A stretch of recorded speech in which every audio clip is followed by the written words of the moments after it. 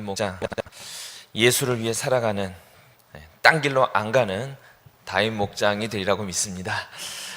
오늘 찬양하시는 모습 보니까 너무 좀 듬직한 분들 다 보니까 바른 생활에 이렇게 좀 표본적인 분들이신 것 같아요. 모든 몸가짐과 마음가짐이 다 그러신 것 같은데, 우리 다윗 목장을 위해서 우리 한번 박수 쳐주시기 바랍니다.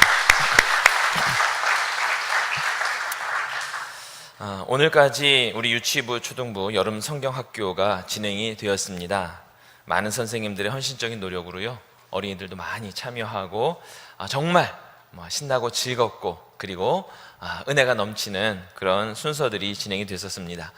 선생님들이 그런 노력하시는 모습을 보면서 참 너무 흐뭇하고 기쁨이 넘쳤는데, 좀 하나님이 기뻐하시는 그런 여름 행사였으리라고 믿습니다.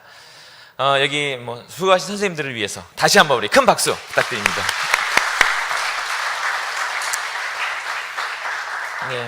이번 주에는 이제 중고등부 또 캠프가 있고요, 또 곧 이어서 8월에는 우리 청년부 수련회가 남아있는데, 남아있는 모든 여름 행사를 위해서 성도님들 많은 기도가 필요합니다. 함께 기도로 동역해 주시고요, 여러분들 또 혹시 오가시면서 우리 다음 세대를 만나시면 많이 격려해 주시고 칭찬해 주시고 사랑해 주시기를 부탁을 드립니다.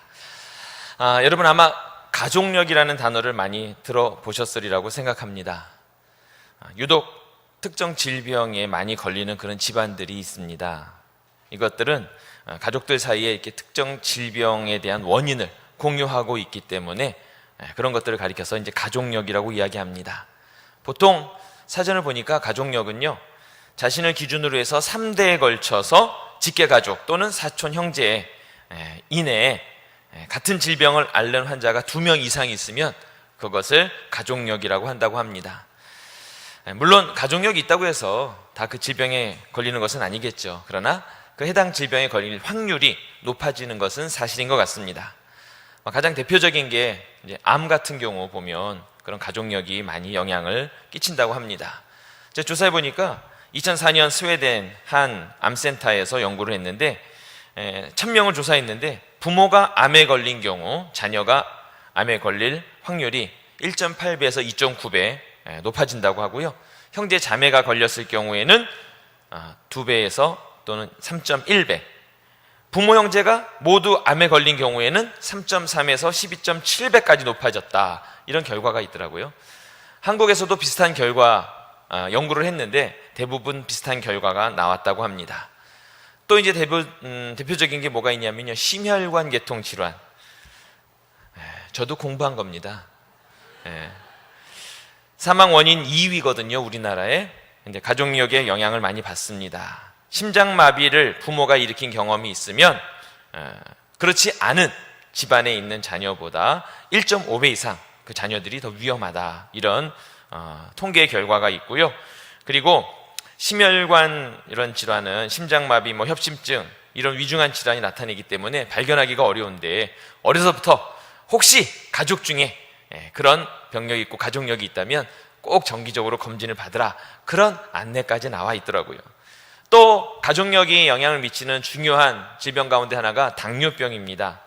부모가 당뇨를 앓았으면 자녀가 당뇨병에 걸릴 확률이 30-40% 이상 일반인보다 높아진다고 합니다. 대부분 이 당뇨병은 생활 습관병이라고 많이들 이야기하죠. 그러다 보니까 생활 습관을 공유하는 가족끼리 이것이 병이 함께 이렇게 걸릴 확률이 높아지는 거죠. 항상 같은 음식을 먹고 같은 이렇게 패턴을 가지고 살아가기 때문에 그런 것 같습니다. 또 알츠하이머, 치매라고 하죠. 치매도 어떤 유전적인 요인이 많이 작용을 한다고 합니다. 아포지 단백 4형이라고 하는 유전 물질이 있는데, 그것을 1개를 물려받으면 2.7배, 2개를 물려받으면 17.4배 이상 치매에 걸릴 확률이 높아진다, 그런 이야기가 있고요. 여러 가지 질병들이 이렇게 있습니다. 고혈압은 부모보다 형제지간에 가족력이 더 강하다고 하네요. 그래서 혹시 형제 간에 고혈압 환자가 있으면 나는 아니더라도 항상 조심하시고 혈압관리 잘 해주셔야 됩니다.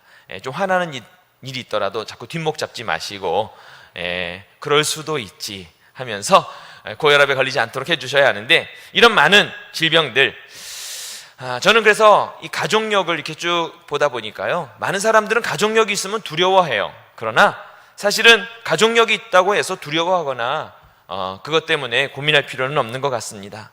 어쩌면 가족력을 발견하고 나면 내가 어떤 병에 취약한지를 알기 때문에 내가 미리 예방할 수 있는 하나님의 또 예방, 우리에게 주시는 신호일 수 있기에 여러분이 잘 조절하고 미리 대비하고 그것을 예방하면 오히려 가족력이 나에게 더 도움이 될 수도 있다 하는 그런 생각을 해봅니다.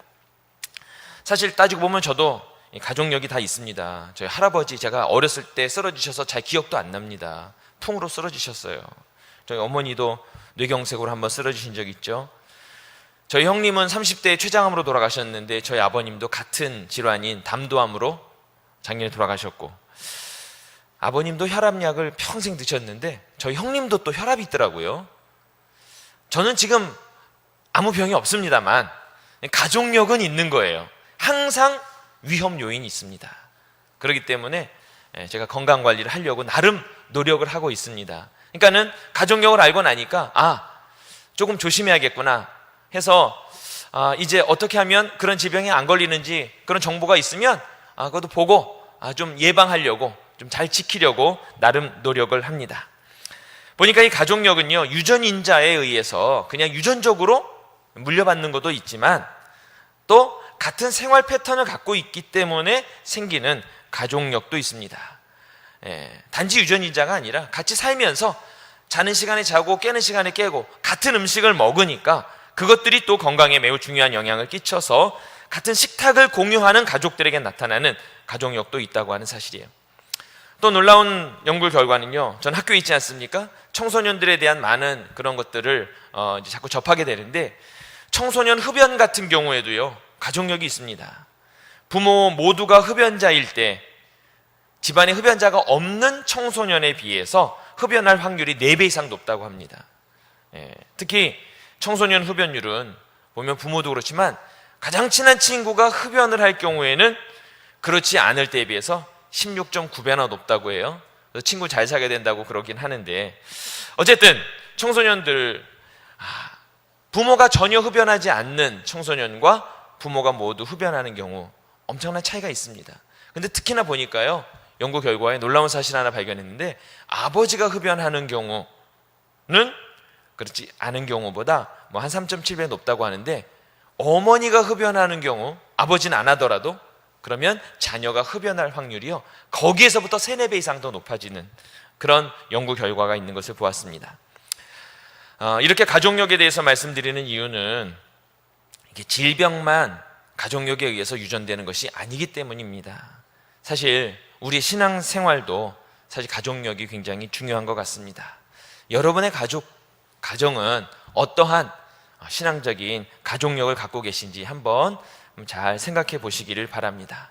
2대, 3대, 4대 신앙의 가문을 이어가는 거 굉장히 중요합니다. 어쩌면 이것이 유전인자가 유전되듯이 그렇게 신앙이 유전되는지 모르겠습니다. 그러나 그것뿐만 아니라 평소 부모님의 그리고 조부모님의 신앙생활 하시는 모습의 본을 통해서 그것을 보고 그렇게 함께 생활 패턴을 가지고 생활하면서 유전되는 영적인 가족력도 굉장히 중요합니다.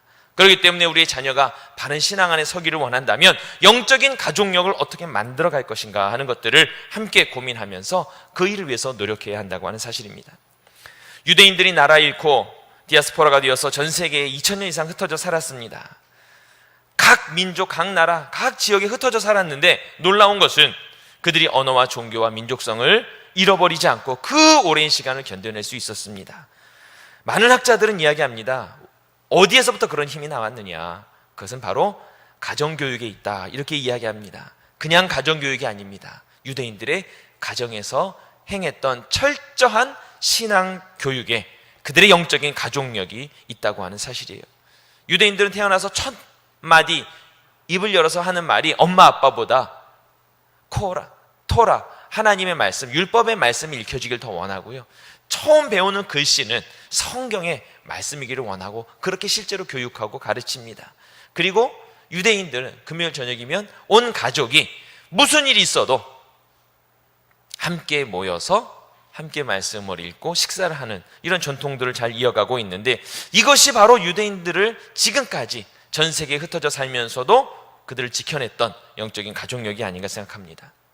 한국교회도 참 영적인 가족력을 잘 지켜나가면서 개신교 선교하고 지금 보면 약 한 5세대, 길게는 6세대 정도 지나가고 있습니다. 전 세계에서 유례없는 엄청난 부흥을 이뤄냈다고 합니다. 근데 요즘 들어서 이런 선한 가족력이 좀 흐려지고 있는 것이 아닌가, 대가 끊어지는 것은 아닐까 하는 그러한 걱정이 앞서는 그런 시대가 되었습니다. 믿음의 부모님들이 자녀들에게 신앙적인 전통을 잘 이어주지 못하는 그런 가정들이 많이 늘어나고 있는 추세입니다. 건강한 가족력을 지켜야 되는데 병적인 가족력이 혹시 우리 영적인 가족력 안에 그렇게 혹시 우리를 병들어 가게 하고 있는 것은 아닌가. 여러분, 신약 성경을 딱 처음에 피면 시작되는 마태복음의 맨 처음, 저도 어려서 성경을 읽으라고 하도 말씀하셔서 항상 신약을 딱 피면 처음 읽기 시작하는 그 부분에 시작과 동시에 우리에게 항상 시험을 주지 않습니까? 마태복음 1장을 넘기기가 참 어렸을 때는 정말 어려웠습니다. 과연 이것을 꼭 읽어야 되나? 그래서 1장 통과하고 2장부터 읽었던 때가 많이 있는데, 여러분 1장에 무슨 내용이 나옵니까? 족보가 나옵니다. 아브라함과 다윗의 자손 예수 그리스도의 계보라. 아브라함이 이삭을 낳고, 이삭은 야곱을 낳고, 야곱은 유다와 그의 형제들을 낳고, 유다는 다말에게서 베레스와 세라를 낳고, 베레스는 헤스론을 낳고, 헤스론은 람을 낳고, 람은 아비나답을 낳고, 아비나답은 나손을 낳고, 나손은 살몬을 낳고, 살몬은 라합에게서 보아스를 낳고, 보아스는 루색에서 오벳을 낳고, 오벳은 이새를 낳고, 이새는 다윗 왕을 낳으니라. 이제 다윗이에요. 그래서 한 템포 쉬어야 됩니다. 다윗은 우리아의 아내에게서 솔로몬을 낳고, 솔로몬은 르호밤을 낳고, 르호밤은 아비야를 낳고, 아비야는 아사를 낳고, 아사는 여호사밧을 낳고, 여호사밧은 요람을 낳고, 요람은 우시아를 낳고, 우시아는 요담을 낳고, 요담은 아하스를 낳고, 아하스는 히스기를 낳고, 히스기야는 므낫세를 낳고, 므낫세는 아몬을 낳고, 아몬은 요시아를 낳고, 바벨론으로 잡혀갈 때에 요시아는 여고니아와 그의 형제들을 낳으니라. 바벨론까지 갔습니다. 바벨론으로 사로잡혀간 후에 여고니아는 스알디엘을 낳고, 스알디엘은 수룹바벨을 낳고, 수룹바벨은 아비우스를 낳고, 아비우스는 엘리야김을 낳고, 엘리야김은 아소르를 낳고, 아소르는 사독을 낳고, 사독은 아킴을 낳고, 아킴은 엘리웃을 낳고, 엘리웃은 엘르아사를 낳고, 엘르아사는 mat단을 낳고, mat단은 야곱을 낳고, 야곱은 마리아의 남편 요셉을 낳았으니 마리아에게서 그리스도라 칭하는 누가? 예수가 나시니라. 이 족보는 마태복음 맨 처음에 그냥 나오는 게 아닙니다. 맨 처음 이 족보가 등장하는 이유는 특별히 마태복음은 유대인에게 복음을 전하기 위한 말씀이었기 때문에 그들에게는 혈통이 너무나 중요했습니다. 예수님의 탄생은 어느 날 갑자기 하늘에서 뚝 떨어진 존재가 아니라 믿음의 엄청난 가족력을 가지고 있는 분이었다고 하는 사실을 유대인에게는 꼭 알려주고 싶었던 겁니다. 믿음의 조상인 아브라함부터 시작해서요, 유대인들이 가장 존경하는 놀라운 다윗의 혈통을 가지고 태어난 분이 바로 예수님이라고 하는 사실입니다.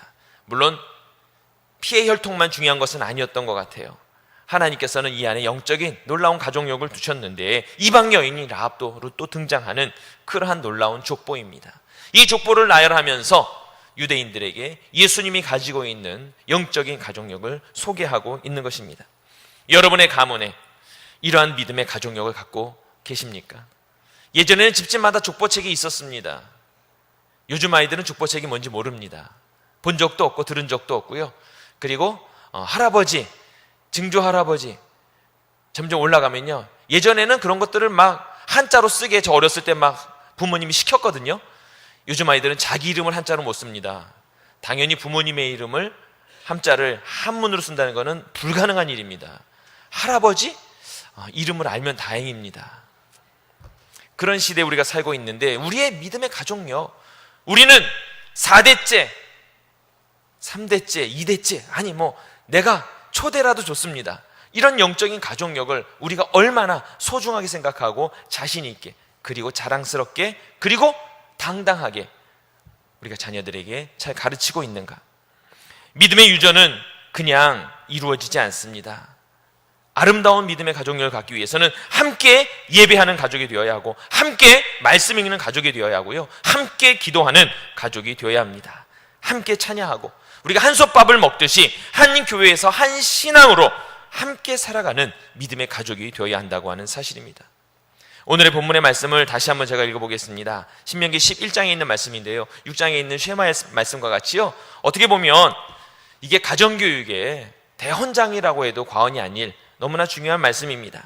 이러므로 너희는 나의 이 말을 너희의 마음과 뜻에 두고 또 그것을 너희의 손목에 메어 기호로 삼고 너희 미간에 붙여 표를 삼으며.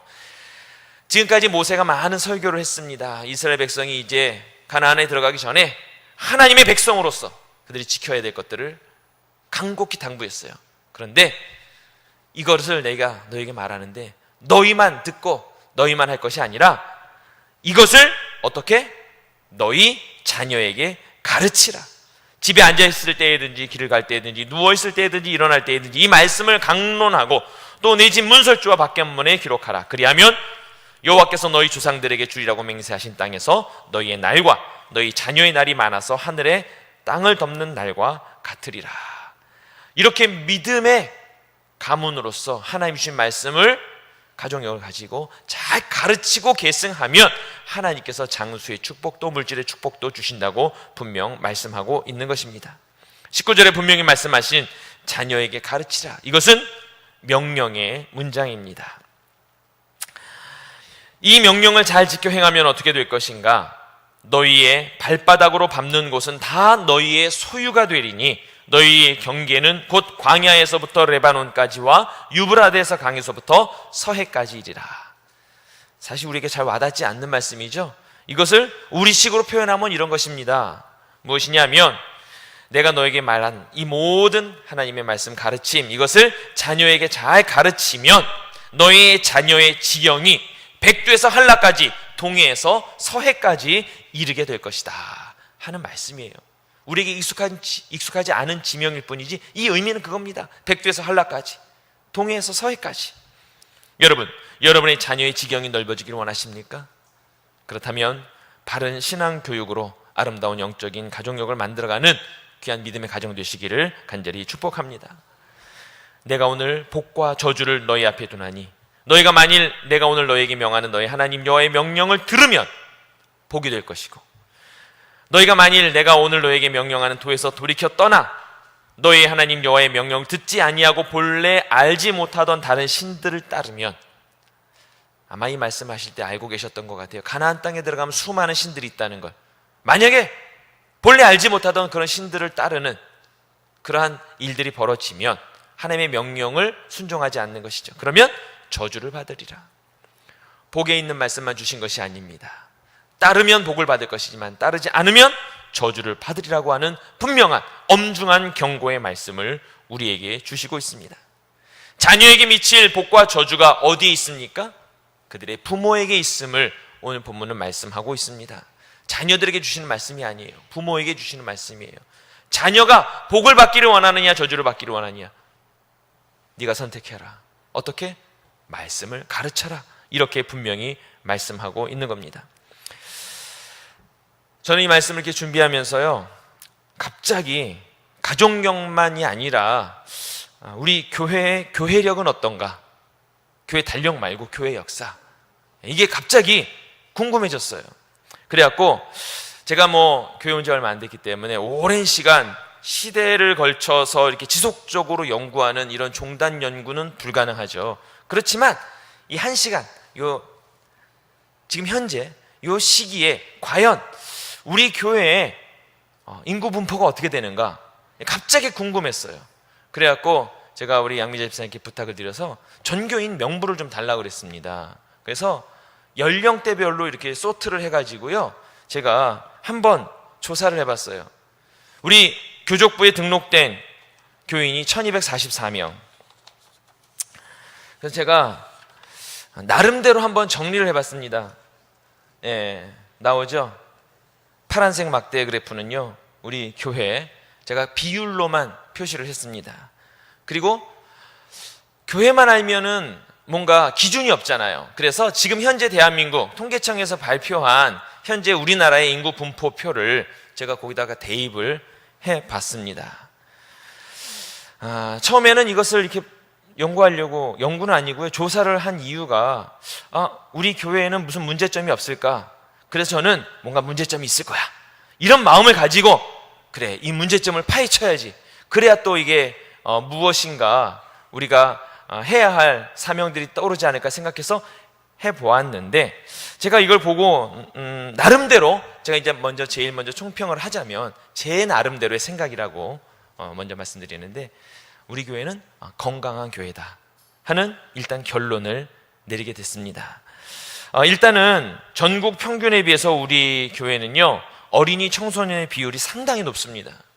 보시면 파란색인데 10대는 전국 평균에 비해서 엄청나게 높죠. 비율로 따졌을 때 20대, 30대는 무난합니다.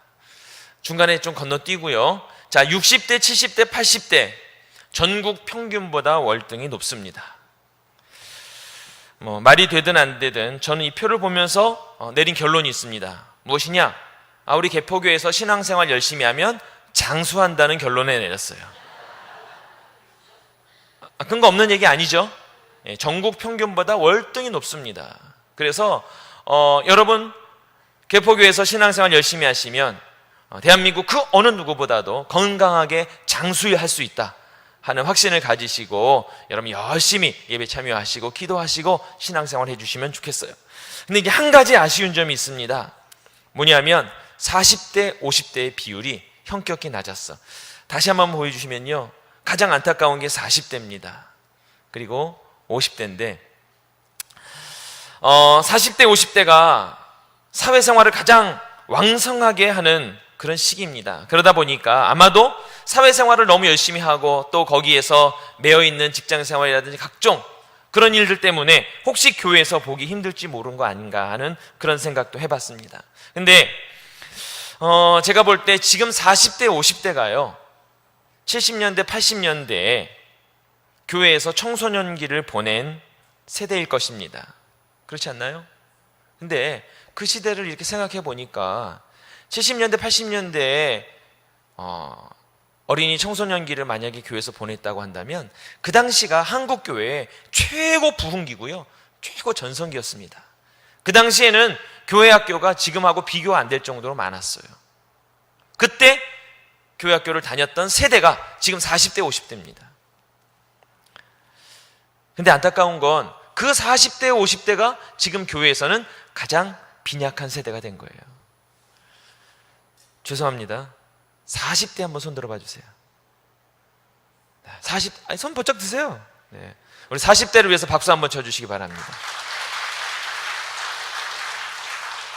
네.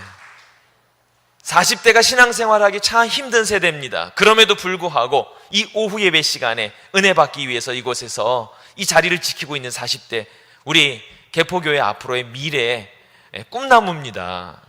여러분 10대만 꿈나무가 아닙니다. 40대가 지금 열심히 활동해서 50대, 60대, 70대까지 다 왕성하게 활동하고, 그리고 그들을 통해서 앞으로의 후손들이 믿음의 가문들이 이어져 가야 하기 때문에 정말 중요한 세대라고 생각해요. 50대도 많이 계시죠? 50대는 많이 계실 것 같아서 손 안 들려고 해요. 제가 딱 봤을 때 지금 이 시간에 40대가 가장 적었어요. 잘은 모르지만. 근데 어쨌든 여러분 교회 안에 40대 많이 격려해주고 힘을 주시길 바라고, 지금 이곳에 앉아있는 40대 여러분들 빨리 여러분의 동지를 찾으십시오. 어렸을 때 같이 신앙생활했던 그 수많았던 동지들이 다 어디 갔습니까? 어딘가에서 지금 사회에서 곳곳에서 사회에서 역할을 하고 있을지 모르지만 저들의 신앙이 다시금 회복되는 역사가 있기를 바라요. 오래전 교회 친구들 전화하십시오. 어디서 무엇을 하며 살고 있는지, 혹시 신앙생활은 잘하고 있는지, 그 어렸을 때 하나님의 부름받았던 그 소명을 다시 한번 일깨워서 사회생활하느라 바빠서 또 여러 가지 이유로 또 낙심하고 쓰러지고 좌절하고 또 절망해서 혹시 지금 교회에 나오지 않고 있는 40대가 있다 하더라도 지금 현재 남아있는 40대가 그들 다시 깨우치고 이끌어주고 잡아주어서 다시금 세워가야 하지 않을까 하는 그런 생각을 해봅니다. 여러분 저는 이걸 보면서 무엇을 느꼈느냐 하면요, 여러분들의 지금 60대, 70대, 80대 어르신들 그 자녀들이 만약에 지금 개포교회에 다 다니고 있다면요 절대 30대, 40대 인원수는 저럴 수가 없습니다. 근데 무엇을 의미하고 있느냐, 지금 60대, 70대, 80대 어르신들의 자녀들이 교회에 다 있지 않다는 얘기예요. 그 이야기는 신앙의 계승이, 영적인 가족력은 이게요, 자연적으로 계승되지 않는다는 거예요. 그리고 지금 어렸을 때 아이들이 부모님의 손에 이끌려서 나옵니다. 그렇죠? 10대 아이들을 제가 세분화해서 이렇게 보면은요, 13세까지 엄청 많습니다. 14세부터 인원이 팍 줄어요. 14세가 언제입니까? 이제 중학교 막 들어가는 나이예요. 초등학교 때까지는 무조건 부모님이 가자고 하면 손 붙잡고 나옵니다. 그러나 중학교 가면 얘네들에게 무슨 일이 벌어지는지 모르지만 어느 순간 부모님의 말을 잘 안 듣기 시작해요. 그러면서 부모님이 억지로 끌고 나올 수 없는 딱 시점에 이르게 됩니다. 그러면 교회에서 인구가 팍 줄어들어요. 여러분, 부모님이 신앙생활을 하고 있으면 자녀가 당연히 기독교 신앙을 가지리라고 생각하십니까? 절대 그렇지 않습니다. 이 표만 보시더라도요, 여러분의 자녀 중에 교회에 나오지 않는 자녀가 많이 있을 겁니다.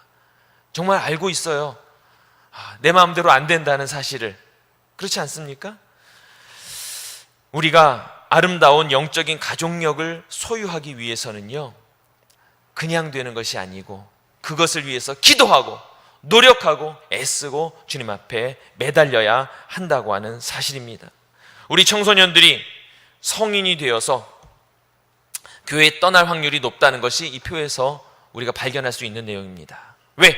10대 때 그렇게 많던 아이들이요, 지금 40대 인원이 푹 줄어들어요. 그 이야기는 이게 20년, 30년 뒤에도 똑같이 적용될 수 있는 이야기입니다. 지금은 많이 있던 아이들이요, 앞으로 30년 뒤에 10대 아이들이 40대가 됐을 때 그 아이들이 모두 남아있으리라고 하는 보장이 없다는 이야기죠. 이것은 가정의 문제가 아니라 조금 더 확대하면 우리 모든 교회의 문제입니다. 그러기에 어르신들은 그 다음 세대를 위해서 여러분이 더 많이 기도해 주시고요, 헌신하고 그들을 위해서 봉사하고 사랑을 쏟아 주셔야 한다고 하는 사실이에요. 어린아이들, 어리다고 무시하셔서 안 됩니다. 이 어린아이들도요, 예수님 만납니다. 이 어린아이들도요, 구원의 체험을 갖습니다. 이 어린아이들 하나님 앞에 붙들린 존재 될 수 있습니다. 스스로 자신의 신앙을 고백하고 하나님 앞에 나와 헌신의 결단을 할 수 있는 어린아이들입니다. 어른들만 그 일을 하는 것이 아닙니다. 이제 여러분의 자녀들이 하나님 앞에 붙들려서 주님 앞에 자신의 신앙을 고백하고 자신의 하나님을 향한 소명과 비전을 가지고 자신의 미래를 계획할 수 있도록 우리에게 아름다운 영적인 가족력을 만들고 우리의 영적인 교회력을 만들어 가야 한다고 하는 사실입니다. 제가 오늘 이 말씀을 준비하면서 그런 생각을 했습니다. 어느 부모든 간에 자녀에게 제일 좋은 것을 주고 싶은 것은 당연합니다. 그렇지 않습니까? 저도요, 집에서 찬밥 말아먹다가 일주일 만에 아들 오면요, 나가서 고기 사 먹습니다. 예? 어쩌면 한우 먹이려고 일주일 동안요, 찬밥 먹어요. 예. 그 부모의 마음 아니겠습니까? 여러분, 부모에게 제일 그런 간절한 소망이 있는데 자녀에게 제일 좋은 것을 주고 싶은데 자녀에게 한우보다 중요한 게 있습니다. 그 어떤 것과도 비교할 수 없는 제일 좋은 게 무엇이겠습니까? 예수 그리스도의 십자가의 사랑, 그 구원의 확증보다 더 중요한 것이 어디 있겠습니까? 자녀에게 그것을 줄 수 있도록 여러분 기도하고 노력하는 저와 여러분이 될 수 있기를 간절히 축원합니다. 자녀에게 자연스럽게 신앙이 계승되지 않습니다. 여러분의 평상시의 신앙의 모습들도 그것이 가족력을 이루어가는 중요한 요소입니다. 어머니가 매일 새벽에 나와서 기도하시는 모습을 보고 자란 자녀, 그 속에 신앙이 싹 틀 수밖에 없습니다. 집에서 드라마 보는 시간보다 성경 보는 시간이 많은 부모님의 모습을 보고 자란 자녀가 커서 사회의 세파 속에 시달린다 할지라도 무릎에 앉아서 듣던 성경 말씀으로 인하여 주님께로 돌아올 확률이 훨씬 더 높아진다고 하는 사실이에요. 여러분의 모습이 자녀에게 제일 좋은 것으로 주는 그런 모습이 될 수 있기를 간절히 부탁을 드립니다. 여러 모든 성도님들의 모습 하나하나 우리 아이들이요, 요 위에 층에 있는 아이들 있잖아요. 이 아이들이 다 보고 있더라고요. 아이들, 유치원 아이들은요 정말 놀랍습니다. 집에 있는 모든 이야기를 전혀 필터링 없이 있는 그대로 이야기합니다. 저희 아내가 유치원 교사잖아요. 집에 와서 가끔 이야기하는데 깜짝깜짝 놀랍니다. 집에서 부모가 어떻게 대화하는지 거의 생생하게 라이브 톤으로요, 억양까지 흉내를 낸답니다. 그러면 그 집에서 무슨 일이 벌어지는지 다 알아. 물론 애들이 초등학교만 가면요, 조금 생각해서 이건 말하지 말아야 되는구나 하고 안 하는 게 있지만요, 유치원 애들은 너무 순수해요. 그 거꾸로 말하면요, 이 아이들은 지금 현재 여러분들의 모습을 그대로 보고 배우고 있다고 하는 사실이에요. 그렇기 때문에 아이들 만날 때는, 유치부 아이들 만날 때는요, 혹시라도 의견이 안 맞아서 이야기하시다가도 두 분이 아이들이 옆으로 쓱 지나가면 웃으면서 사랑의 대화를 나눠주셔야 됩니다. 예. 그리고 여러분이 항상 밝고 건강하고 아름다운 모습을 우리 영적인 자녀들에게 보여주셔야 이 아이들이 건강하게 신앙생활하면서 교회에서 자라갈 수 있다는 거예요. 우리 교회가 아름다운 이런 영적인 교회력, 그리고 여러분의 가정이 이렇게 건강하고 아름다운 영적인 가족력을 소유하는 우리 모두가 되기를 간절히 축복합니다. 그래서 여러분보다 여러분의 자녀 때 더 아름다운 신앙인들이 배출되고, 여러분의 손자, 손녀들이 더 하나님 앞에 쓰임받는 귀한 일꾼으로 이곳에서 세움받는 아름다운 개포교회가 되기를 간절히 축복합니다. 기도하겠습니다. 하나님 감사합니다. 우리를 아름다운 교회에 보내주시고 주님 안에 한솥밥을 먹으며 함께 신앙생활하게 하심을 감사드립니다. 0세부터 96세까지 우리 개포교회에 있는 모든 성도들, 하나님 이 가운데 정말로 예수 그리스도의 보혈에 영적인 아름다운 가족력이 흐르기를 원합니다. 하나님 그 가운데 함께 하시고 이곳에 온전히 주님만이 주인 되셔서 각 가정에서 아름답게 믿음이 계승되고 교회 안에서 각 세대 간에 아름답게 신앙이 전수되는 귀한 축복된 교회 가정 되도록 하나님 인도하여 주시옵소서. 이번 말씀 예수님의 이름으로 기도하옵나이다. 아멘.